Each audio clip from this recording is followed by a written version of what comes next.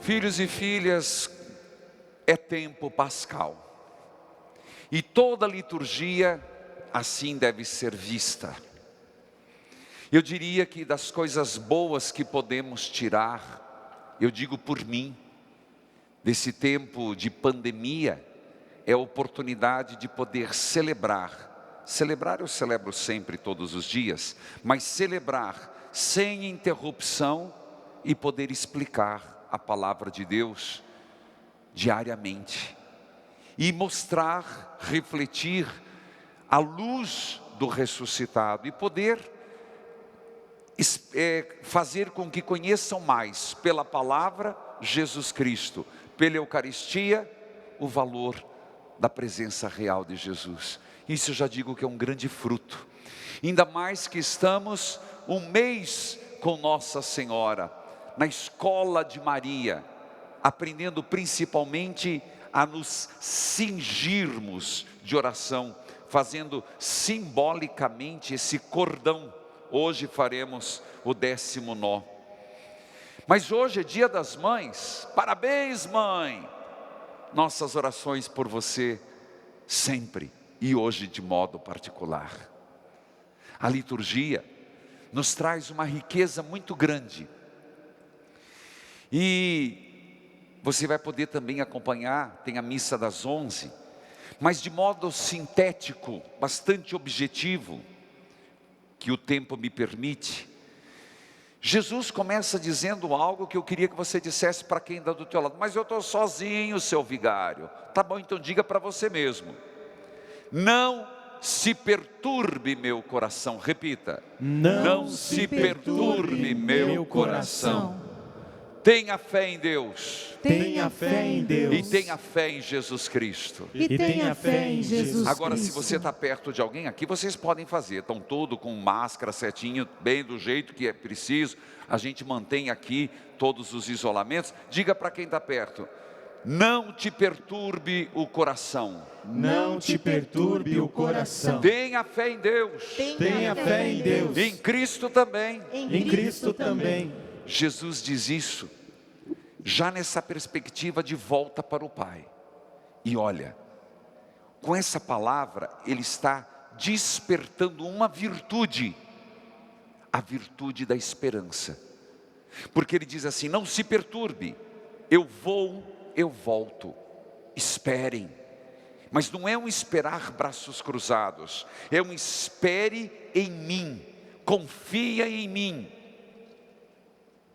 Fique na esperança e fique vigilante na oração. Então, é a virtude da esperança que nós somos chamados nesse tempo de pandemia. E você, mãezinha, com todas as dificuldades que a família traz, esperar confiante, vigilante no Senhor. Aqui já bastaria e poderia encerrar por aqui. Então essa é a mensagem central. Mas o texto desenrola. Eu vou naquilo que é essencial. Eu vou preparar um lugar, eu volto para buscá-los. Essa esperança que nós proclamamos em cada missa. Vem, Senhor Jesus. E essa volta do Senhor. E essa experiência de Jesus, ela é feita por quê? Por que esperar em Jesus? Porque na boca de Tomé, sempre na boca de Tomé existe a figura da incredulidade. Mas ao ele expressar sempre uma pergunta, é a possibilidade de uma resposta mais ampla. Eu particularmente, vocês me conhecem pelo rádio, quando fazem uma pergunta, ou mesmo aqui na missa, quando fazem uma pergunta, é uma oportunidade grande de eu dar catequese. É assim com Jesus, foi assim, aprendemos com Ele. Então quando Tomé disse, nós não sabemos o lugar, ele disse, eu sou o caminho. E meus irmãos aqui, eu sou o, não é mais um dos. Aqui está fechada todas as possibilidades de alguém que quer ir a Deus sem Jesus. Não existe salvação fora de Jesus Cristo. E é por isso que somos missionários. Eu sou o caminho. Ele disse semana passada, eu sou a porta. Lembra? Quem passar pela porta tem redil, tem verdes pastagens, tem a mesa farta. É reforçado, eu sou o caminho, eu sou a verdade. Gente, aqui eu poderia pregar um retiro. Quando ele diz, eu sou a verdade, ele está definindo, não existe outra verdade. Então me explique, aqueles que querem dizer, não, tudo é a mesma coisa. Não, Jesus é a verdade. E para nós cristãos católicos, nós temos que nos agarrar nisso.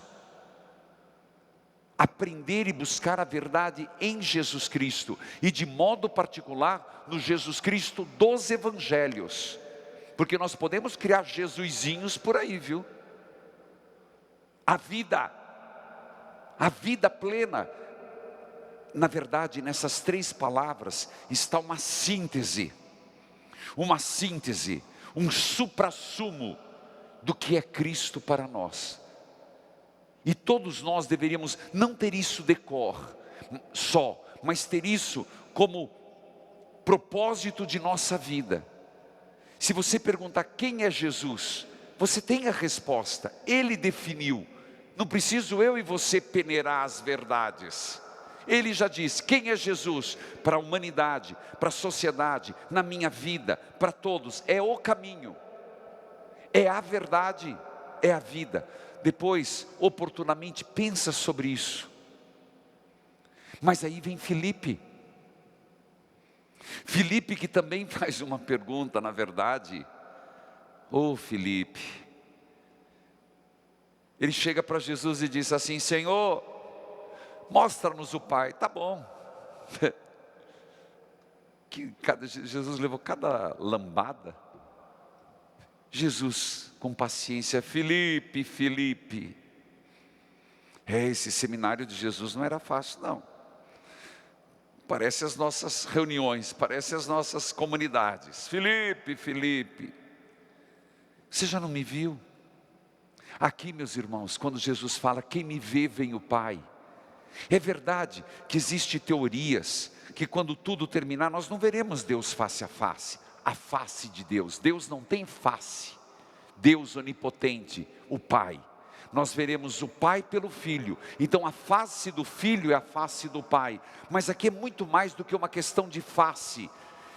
Se você vê pelo Filho o Pai, você vê pelas obras do Filho. Então quem é o Pai?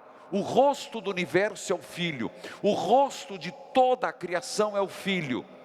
Então nós vemos um Pai que ama, um Pai que perdoa, um Pai que é misericordioso. Jesus, olha, Ele está chamando para si. Querem ver o Pai? Olha o que eu faço. Olha as minhas obras. Portanto, meus irmãos, de novo, um voltar-se para Cristo. É impressionante que esse voltar-se para Cristo é tão sério, que a segunda leitura tem uma coisa meio paradoxal. Como que Pedro vai dizer assim, Cristo é a pedra viva? É estranho porque pedra é mineral, pedra não tem vida. E depois, é verdade. Então o que ele está falando? Pedra viva. É porque Pedro fez uma experiência. Quando Jesus disse para ele, tu és Quefas, e sobre esta pedra, aqui a pedra não é Pedro, é a profissão de fé.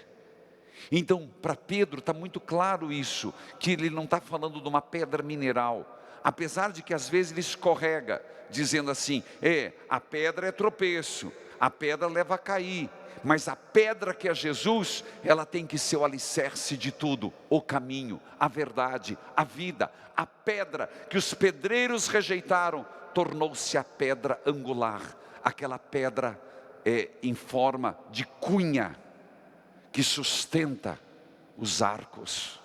Se tirar, desmoronou tudo. E em cima de Jesus Cristo, na pedra do sustentáculo, do alicerce firme, nós somos chamados a ser pedras vivas no Espírito Santo. Então veja, Jesus, a pedra, o caminho, a verdade, a vida. Jesus, a pedra, a solidez, a firmeza que nos revela o Pai. Jesus tem que ser onde eu e você nos edificamos como pedras vivas. E do contrário, você já deve ter ido para a praia. Eu, quando possível, brinco com os meus sobrinhos, afilhados. Tenho ainda muito filhado pequeno.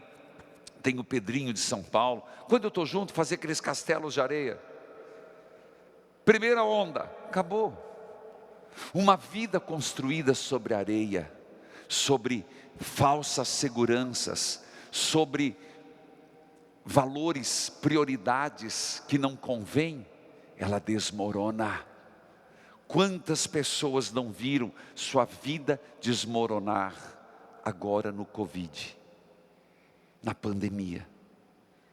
É lamentável, sem dúvida, quando isso levou a uma crise financeira, mas eu não estou falando disso. Eu estou falando de projetos, de sonhos, de soberbas, de ilusões, ilusão das ilusões, tudo é ilusão, vaidade das vaidades. Parece que todas as vaidades tiveram que sumir. Pedras vivas no Senhor. E essa pedra viva tem uma lógica. O impulso do Espírito Santo e construída sobre as necessidades do serviço. Agora a primeira leitura. Há quem olhe para a primeira leitura e diz, veja como eles eram já na época autoritários. Eles não foram autoritários. A igreja se organiza pela necessidade, pelas prioridades. Qual a maior de todas as prioridades que os apóstolos perceberam? O anúncio e a propagação do Evangelho. Mas não disseram que também não era prioridade servir as mesas. Era prioridade, não equiparada, mas era. E por isso estabeleceram os diáconos. Hoje a primeira leitura fala o início do diaconato na igreja. Os 7 diáconos para servir a mesa. Aqui não é para dizer quem é mais importante, mas é para mostrar que a igreja se organiza nesse templo vivo, nessa igreja viva, nessa célula viva. A igreja não é morta, não é uma instituição parada, fechada, estagnada. Se faz pela necessidade. Olha agora, olha as igrejas vazias, os bancos no máximo com as fotos. Olha a igreja se desdobrando e oferecendo de modo geral toda ajuda aos necessitados nessa pandemia. Mas a igreja é chamada, antes de tudo, se o Cristo é o sumo e eterno sacerdote, volta ao Evangelho, aquele que se deu, se doou, aquele que fez da cruz um altar, aquele que faz da pedra um sacrifício. A pedra. Você já consegue ligar as coisas? Nós, como cristãos, somos também chamados a sermos sacerdotes, a participar do sacerdócio do Cristo, como pedras vivas no tempo de hoje. A liturgia de hoje é riquíssima, mas se quiser resumir de novo, ela volta no mesmo princípio. Não se perturbe o coração, creia no Senhor, a pedra, creia no Senhor o caminho, creia no Senhor que é a verdade, creia no Senhor que é a vida. E isso, hoje falando de modo particular às mães, queridas mães, nós fizemos a semana inteira e não termina hoje a novena, vai mais um pouco. Mas nós estamos convidando todos a nos espelharmos em Nossa Senhora, a mãe de todas as mães. A Nossa Senhora de vários títulos, de vários nomes que estão ali nasquelas imagens que propositalmente estão aí para mostrar que o título é secundário, a mãe é a mesma, a Maria de Nazaré.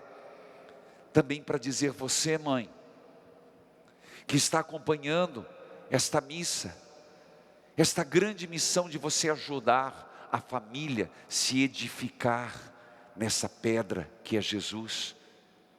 A mãe que com tanto labor, com tanta ternura, com tanto zelo, não só na casa física, mas na educação dos filhos, no trato da família, que é chamada a fazer essa edificação em torno dos valores de Jesus Cristo, a conduzir com paciência. Às vezes, sabe mãe, o que mais é preciso é paciência, porque mesmo uma árvore frutífera que aflora no mesmo tempo, os frutos amadurecem em tempo diferente. Então de repente você vai ter que ter paciência com um filho, com outro filho, com uma filha. Como dizia minha mãe, são 5 dedos, nenhum é igual ao outro. E a mãe tem que ter essa delicadeza que lhe é própria, de acompanhar filho por filho, no seu tempo, na maturidade em Deus. Paciência com o marido, às vezes é preciso. Não estou dizendo que você tem a obrigação de carregar nas costas o peso de um relacionamento, mas é exemplo de Nossa Senhora, a ser uma mulher de silêncio e vencer na oração. Na oração. Por isso, mães, as nossas orações, todas as nossas preces a vocês no dia de hoje. E não por acaso, é verdade, falo e agora só para Curitiba, hoje nós decidimos, e quero explicar, preciso explicar, que aquilo que o bispo decidiu foi para a diocese, e nós que estamos na diocese de Curitiba, decidimos que hoje será dada a Santa Comunhão, logo depois dessa missa começar às 9 até o meio-dia, para aqueles que vierem de carro, a pé.